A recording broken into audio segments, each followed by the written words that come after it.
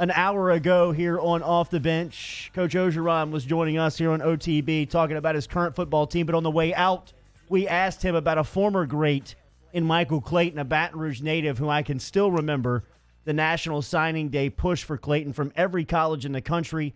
LSU, the hometown team, won out 2 years later. LSU is national champs with Michael Clayton as the team captain and as the centerpiece on that team. He was a first-round draft pick to Tampa Bay and won a ring in the league with the New York Giants, and now he's joining us here on OTB. Good to talk to you, sir. Good morning. How are you? Jordy, what's up, my man? We were talking to Coach O in hour number one. He's a huge fan of yours. You were a huge fan of his at the time and knew that this was going to work out. Did you ever anticipate that it was going to work out this quick and this good for the Tigers under his direction? You know, I didn't know that it would work out this quick. I did know that the players had a tremendous opportunity to be themselves. And, you know, when you're from Louisiana, you play football a certain type of way. You approach the game a certain type of way. And I knew that those players would have an opportunity to grow and expedite their growth under Coach O because of just the personal time that I had spent with him and seeing him interact with the players. So I was excited to see that we got us a Louisiana guy, and I knew that the players would flourish, and I was tremendously excited to see it happen so quickly under Coach O. He mentioned what you mean and you guys as former players mean to the program and what they have going on. What does it mean from a former player now to have the doors reopened to you guys? Well, to be honest with you, Jordy, the doors were never closed. You know, LSU has, even under Coach Miles, LSU has done a tremendous job always of opening the doors to former players and guys who made an impact for the program and making sure that it's always a home. So I've never been disconnected with my university, and I know that I share the same sentiment with a lot of guys as I've seen a lot of guys come through, over the years.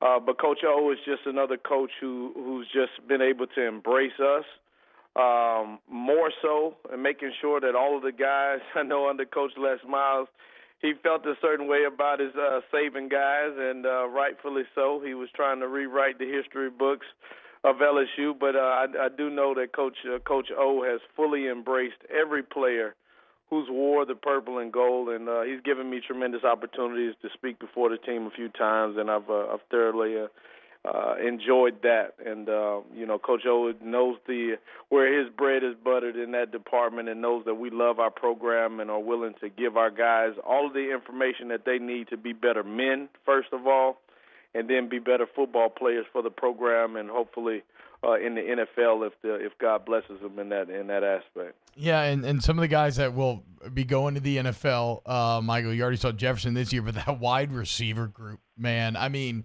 I'll never forget being a little kid and watching you play. For my money, you were the best blocking wide receiver I'd ever seen in my life. But, like, Jefferson had some of that dog in him, too. What was it like for you watching that crew operate last year? It was a nostalgic feeling, man. You know, I got teary-eyed watching Jarvis Landry, because that's all. Amongst, wide receivers and people who know wide receivers or are fans of wide receivers, we had a great duo in Josh Reed and I, and, just waiting for the next duo to come to the program and seeing how Jarvis Landry and Odell Beckham played the game. But it was Jarvis, for me, who really kind of just set the tone and did a lot of the blocking and special teams and reminded me of how I played the game, and we've grown to be great friends over the years, and he's always looked up to me, and I've appreciated our friendship.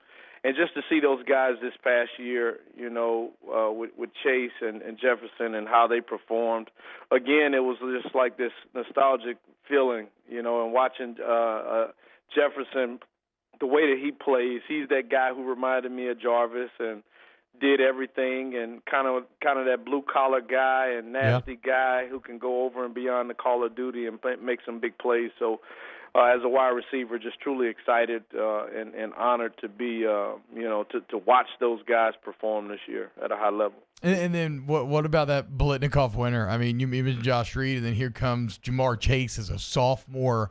taking over that award. How good can this cat be this year? Man, he's going to be as good as his quarterback can be. Yeah, that's fair. That's right. One thing that I've learned about those guys watching Jefferson and Chase in the off season last year was those guys really practice on their craft, and not a lot of wide receivers get a certain type of coaching that allow you to pay attention to your craft. But these guys are going at it, and they're going at it against high-level defensive backs, guys who will potentially be, top 10 picks on the defensive side of the ball. So I've seen those guys work at their craft, and I'm excited to see Chase, and see how he grows. Obviously, you got to have somebody throwing you the football, but he's a guy who knows the position, knows how to utilize the red line and all the little techniques, and it's been beneficial for him in his young career. And can't wait to see him flourish over the years. He was an All-American at Christian Life in Baton Rouge coming out of high school, an All-American at LSU, team captain for the Tigers national championship run, first-round pick of the Tampa Bay Buccaneers. Michael Clayton joining us here on ESPN Baton Rouge, New Orleans, and Alexandria. I always tell people when coming up, you were probably the best athlete of my peer group when we were coming up playing against. Everything you touched, you were great at. You had multiple basketball offers coming out of high school, and you could have played both sports at LSU. What do you think of The Last Dance in watching this run with the Chicago Bulls, and how much I know you love basketball?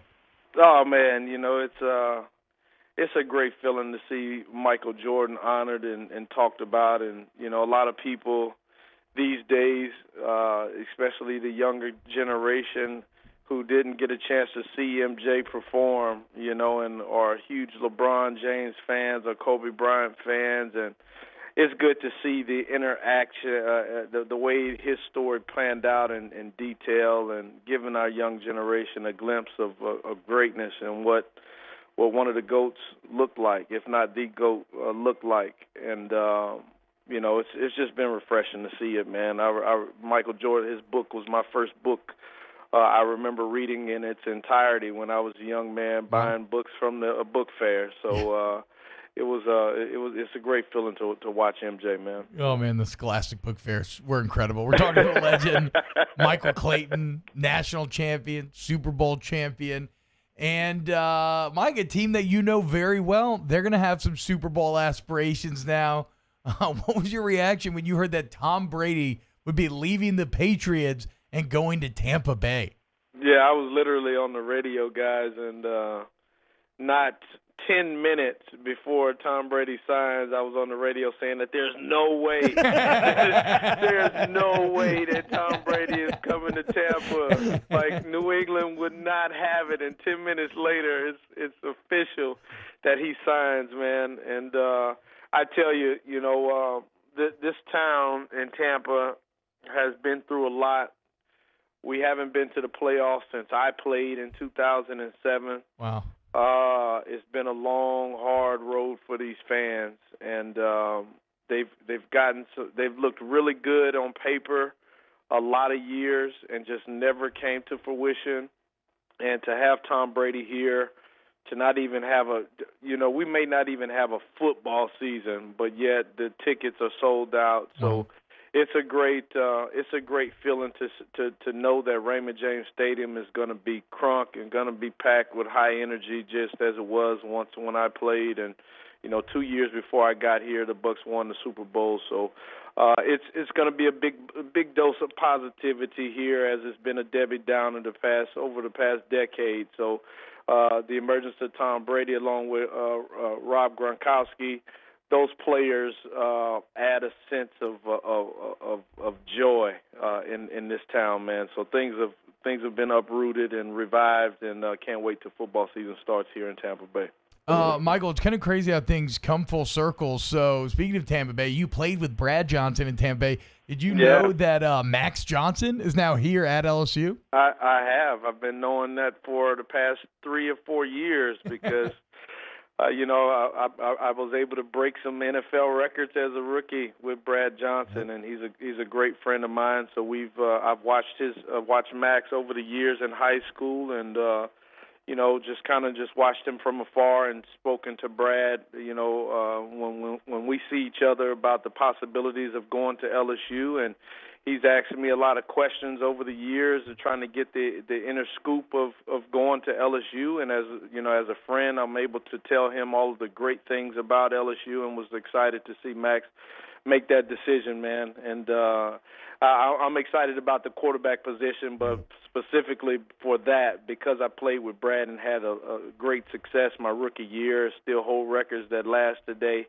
I'm excited to see Max get his fair shot at being an LSU quarterback. Mike, didn't your daughter get offered by LSU? Yeah, well, not offered, but she did get accepted, man. Yes. She's not an athlete. She wanted to go to Baylor, and I called Coach O, and I said, Coach, I'm bringing my daughter in for a visit, and I need you to roll out the red carpet for me. I need help in the recruiting department, and I brought her into Coach O's office, and he spoke a word to her that she never forgot, and it was between them. I wasn't even in the room. He wanted to pull her aside, and she never turned back. She wanted to go to LSU ever since then.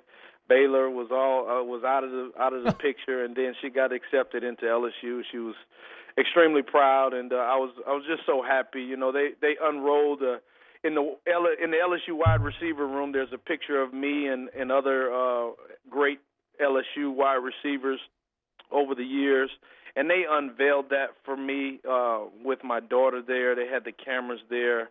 It was a really special moment for my daughter, and I really appreciated that. It meant the world to me, and to see my baby girl go on to LSU to live in my footsteps and my legacy at LSU is a tremendous feeling. I just haven't graduated. I got 19 hours before I graduate. I got to graduate before my daughter. I said, baby girl, I'm going to be sitting in the classroom and give me some motivation to go back to school and finish my degree. Hey, so you've seen the new facilities. You were here during the come up. What are these? What goes through your head when you think about what you trained in versus what they have now? Yeah, we were living in hell, man. We were living in hell. Those guys have a piece of heaven, man. I tell you, Jack Marucci has done a tremendous job designing that place. And, man, when I walked in, I felt that I was walking into a championship facility the moment that I stepped into that place. And just thankful for all of the other former players who, give back, guys like Tyrann Mathieu, who has a foothold in the NFL and is able to give back financially to make that facility what it is today. Just ecstatic about those guys getting able to experience a locker room like that. A lot of bit jealous, but just knowing that we'll always have an opportunity to go in and check it out and see it firsthand. So I'm extremely happy and was just proud that Jack was able to put that together. Great to hear from you, my friend. Take care, man. Always, man. Go Tigers. Yes, sir.